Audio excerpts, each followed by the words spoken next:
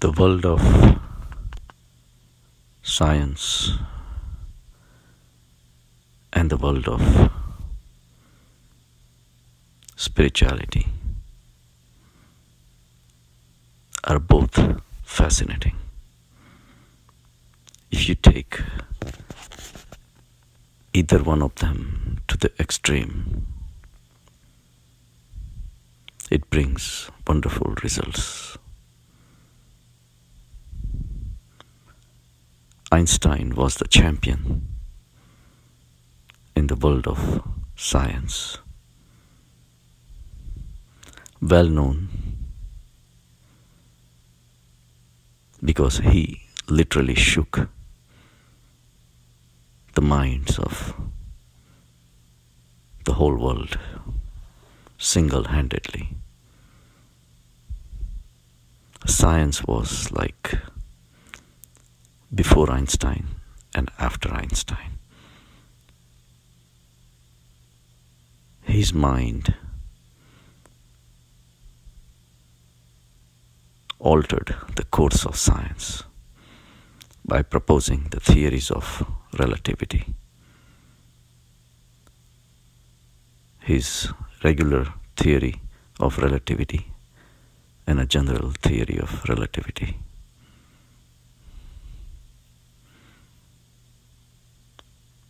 It took several years for the world to actually absorb what he was saying.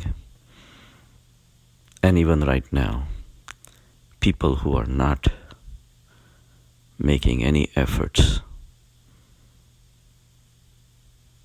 to understand him, or even if they are trying to make some efforts to understand him,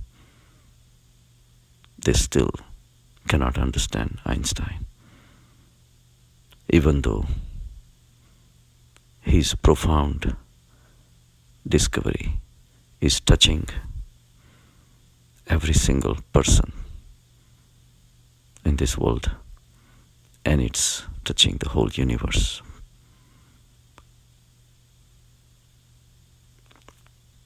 In the history of science, this was a very profound entity that came and went and shook the whole world. Buddha, on the contrary, shook your inside world. The inside of you was shaken up. Again, Buddha woke up. Years of slumber that was going on in people's mind, and he enlightened the inner world of a human psychology. Both shed lights on the workings of the human mind.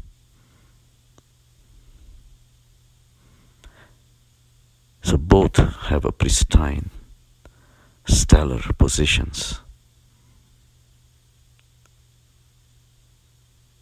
in their own individual fields.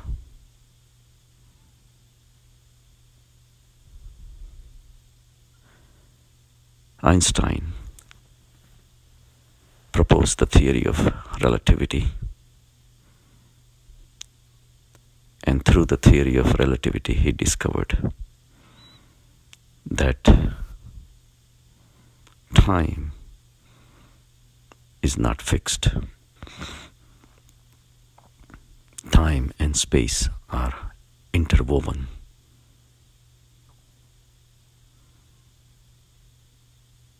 Before which, under the Newtonian world, we believed that there is a fixed thing called time, under which the universe just kept on going. Einstein did his thought experiments without even owning a lab to carry out experiments. And it took years before science could actually conduct real life experiments to prove the principles of relativity proposed by Einstein. Einstein was a champion of the matter. He imagined a lady standing on a platform and a bolt of lightning striking on either side of her at the same time, say 9 o'clock. And she would be instructed to record the time. And she will record at 9 o'clock. Both the bolts of the lightning struck on either side of her at equal distance. So by the time the sound and the light came to her, were recorded, and there was a simultaneous recording. And then he imagined somebody traveling in a train, a very fast train, and he is told to record the same lightnings. If he's traveling very fast and he records the lightning, he comes across the lightning, the first lightning, say at 9 o'clock, but it will take him a little time to reach to the second lightning, and then he will record that, say 9:02. So it took him 2 minutes to go from first lightning to the second lightning.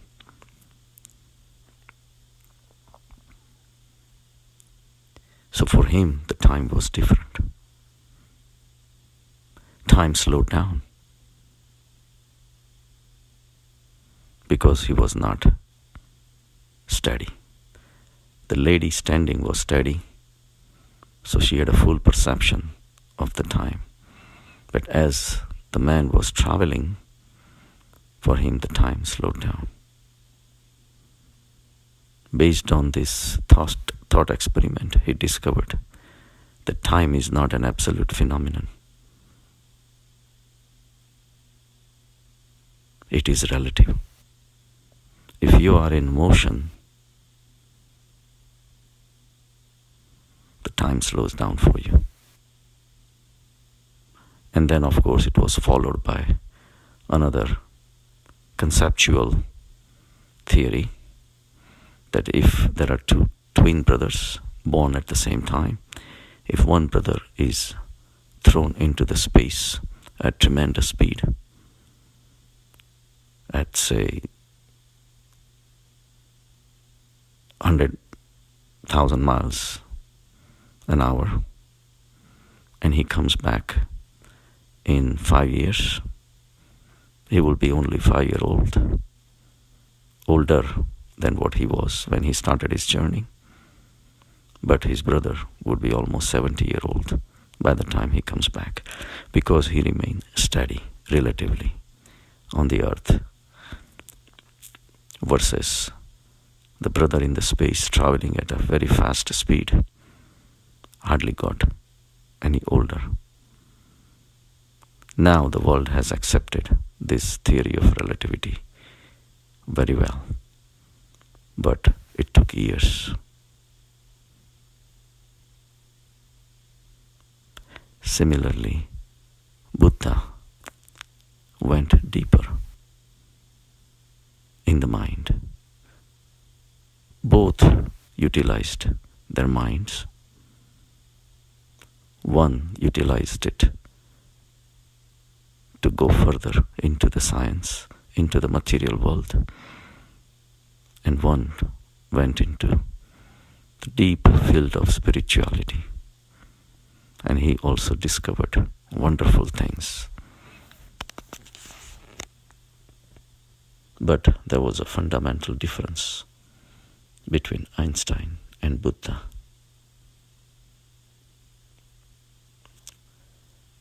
Einstein removed the concepts of the people which were age old. Similarly, Buddha removed the concepts of people which were also age old.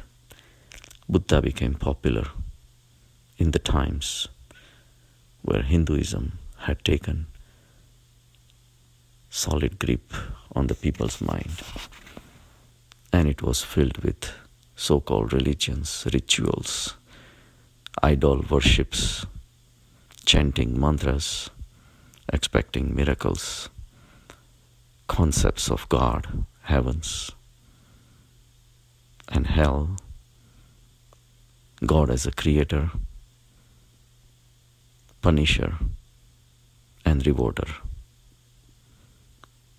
And this was the time the man had become imbecile,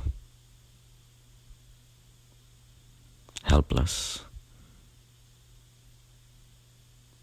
with such a great entity, God, controlling his life, his destiny, and he was not required to do anything. The whole India was under the grip of slumber, where individual wish was nothing compared to the laws created by the God.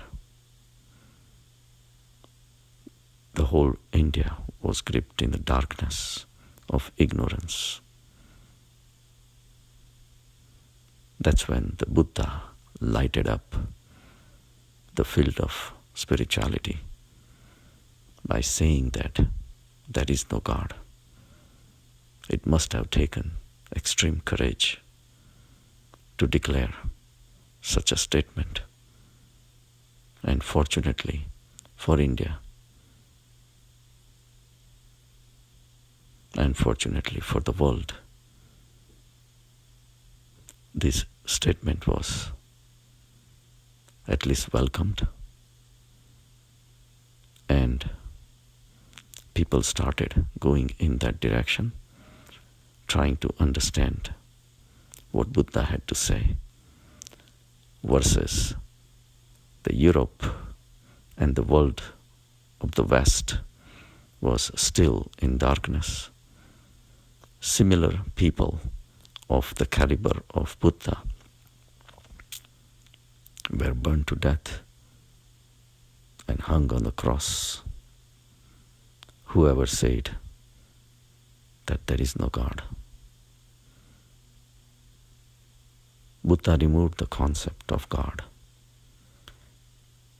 This was as profound as Einstein, who said that time is not a fixed thing, it's relative. The perception of the time is only at the mind level.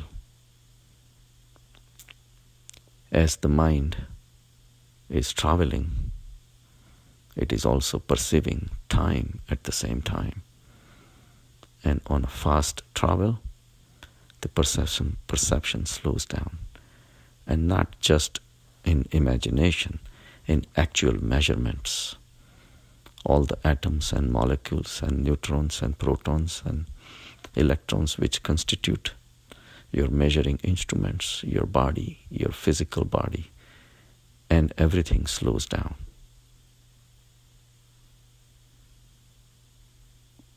And Buddha, on the other hand, he discovered that your sufferings are at your mind level. There is no suffering. When the whole world was suffering and is still suffering, he found an outlet. He went beyond the mind. He said that mind is the controller, or rather creator, of the time, because mind keeps track of it. Without the intelligent mind available to keep track of it, time cannot exist. This is way beyond Einstein. Even with the discovery of theory of relativity, Einstein was still playing around with the mind and its speeds. Slow, fast, extreme slow, changing the perception of the time. But Buddha went beyond the mind. He realized that all your sufferings were at the mind level. Through the steady meditation, he went beyond the thoughts. Thoughts means mind. And once he went beyond the mind, he realized you still exist. He removed the concept of God and instilled the concept of God in each of you. But he did not want to name it as God, because at that time the concept of God was totally corrupted because of passivity of the people created by this concept. Ultimately, what is experienced beyond the mind is nothing short of God. What you experience within is so profound that only it can be experienced and cannot be described.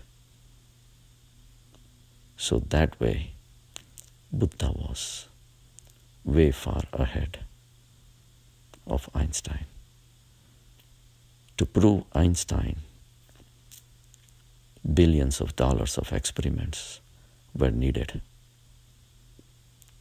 To prove Buddha right, you need nothing. You need to go within and experience what he also experienced.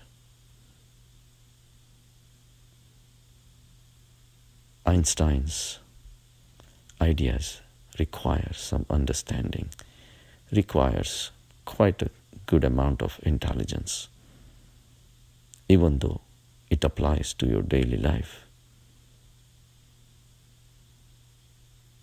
Our daily life can go on without understanding Einstein.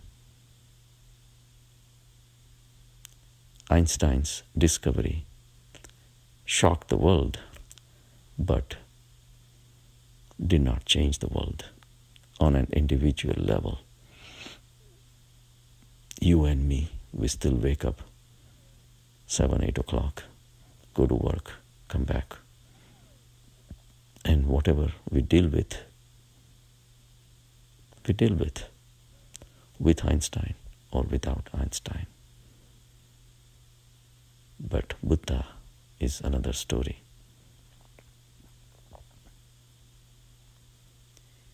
If we follow the path shown by Buddha, we transcend the mind and we transcend the sufferings. Mind is something we use every day. And to go beyond the mind into the world of infinite is a major step, a profound step, something that alters you completely. It shakes you up, and it's not easy. It's very difficult, but it is doable. It's not impossible. Mind is locked in matter. And in this material world, everything is finite. So to go beyond the mind is to go from finite to the infinite. And the world for infinite is the freedom. There is no suffering, because all the sufferings are the sufferings of finiteness. If you make money, $10,000, versus somebody else makes $100,000, you are unhappy. But if you live with the people who make only 5,000, you are happy. Same 10,000 can make you sad or can make you happy. Same thing applies on your height, on your looks, on your skin color, on your words, your house, your car, your girlfriend, boyfriend. We live in the world of finites, comparing ourselves with everyone else. Our pleasures are comparative. Our sufferings are also comparative. Imagine the ability to go beyond these comparisons. These comparisons exist because we are locked in the mind. Einstein showed you the comparisons of your day-to-day life, but had no practical value when it came to the daily life. It was just another scientific fact that was discovered. But Buddha's discovery to go beyond the mind was an amazing happening if people follow his path. Buddha popularized the meditation and gave the power to an individual person to go beyond his own sufferings. Now that was doable by even a simple villager sitting in the corner, totally unknown to the world. He could go within, and who did not have sufferings, whether you live in the remote world of Amazonian jungles or in the posh apartments in Manhattan. Human mind was the same. Just the external situations change does not change the human mind. Suffering is built into the mind, and Buddha showed the way to go beyond the mind, to jump from the finite to the infinite was like opening up the doors of the heavens, showering on you. Because Buddha shook you up and he made you realize that you are not what you think you are. You believe you are an individual. You believe the body is you. You believe that mind is you. Buddha said that with steady meditation, you can realize that even that is wrong. You are not the mind and you are not the body. The body is a part of the nature which keeps on changing every single second. How could that be you? Same way your mind changes every second. How could that be you? Your mind changes, the concepts change, thoughts change. But beyond this change, there is one medium, your consciousness, which is so steady that it is beyond the change. It is beyond the change because it's infinite. Infinite cannot change. The finite can change, and it is changing. It goes from one direction to the other. We wake up in the morning, go to work, come back from work, we wake up again, we travel, we run, we jump. All these motions are possible only for the finites. For the infinite, there is profound peace and unchanging silence. Unchanging means not getting old. Unchanging means not dying. Unchanging means not being born. Buddha said, all the motions are not motions at all. This was very profound. He said there is only one motion worth achieving in life, to go from the finite to the infinite. One vertical motion, and you release yourself from the clutches of your mind. And that's the motion. Once you achieve that motion and you become infinite, all the motions become distant, part of your mind, and the mind is not there anymore. So there was a heavy transformation of the inner psyche, and whoever followed the path of Buddha achieved the salvation, and they still are achieving salvations after 2500 years. Einstein only changed the concepts and was an interesting proposal in the world of science. But the sufferings stayed the same.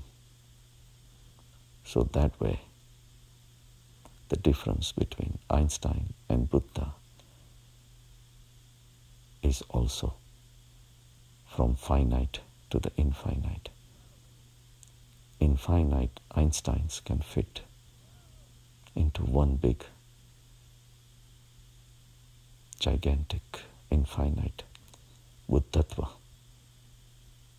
Buddha only represents meditation, but Buddhatva is everywhere, within every single child, every single human, just waits to be discovered. Have a good day.